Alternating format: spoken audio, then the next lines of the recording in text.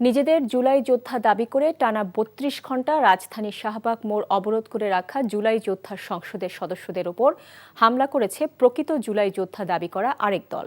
শুক্রবার সন্ধে 6:30টার দিকে এই হামলা হয়। পরে পুলিশ এসে দুপক্ষকেই লাঠিচার্জ করে সড়ক থেকে সরিয়ে দেয়। এরপর পুরো দমে যান চলাচল শুরু হয়েছে শাহবাগ মোড় দিয়ে। বিস্তারিত ইফতেখার রেজা রিপোর্টে।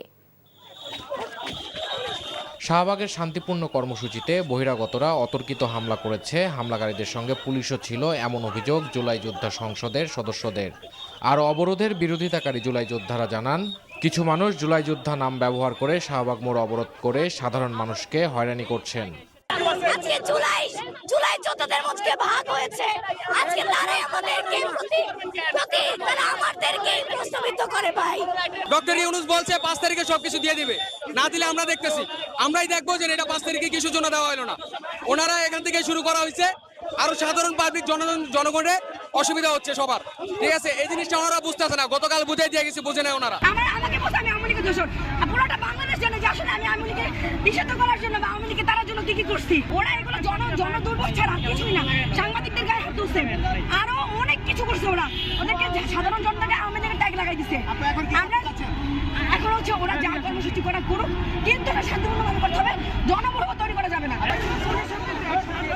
পুলিশের রমনা বিভাগের উপকমিশনার মাসুদ আলম বলেন, দফায় দফায় বুঝিয়েও সড়ক থেকে সরানো যায়নি অবরোধকারীদের। শুক্রবার সন্ধ্যায় জুলাই যোদ্ধা দাবি করে অন্য একটি দল শাহবাগে আসলে দুই পক্ষের মধ্যে মারামারি ও বিশৃঙ্খলা হয়। নিরাপত্তার স্বার্থে দুই পক্ষকেই সড়ক থেকে সরিয়ে দিয়েছে পুলিশ। গতকাল থেকে তারা অযৌক্তিকভাবে এই যে এখানে শাহবাগের মতো একটা মোড়ে এরা অবস্থান নিয়ে সাধারণ জনগণের বিরুদ্ধে অবস্থান নিয়েছে। যাকে তাকে আওয়ামী লীগ ট্যাগ দিচ্ছে, এটা এদের মান সম্মান নষ্ট হচ্ছে।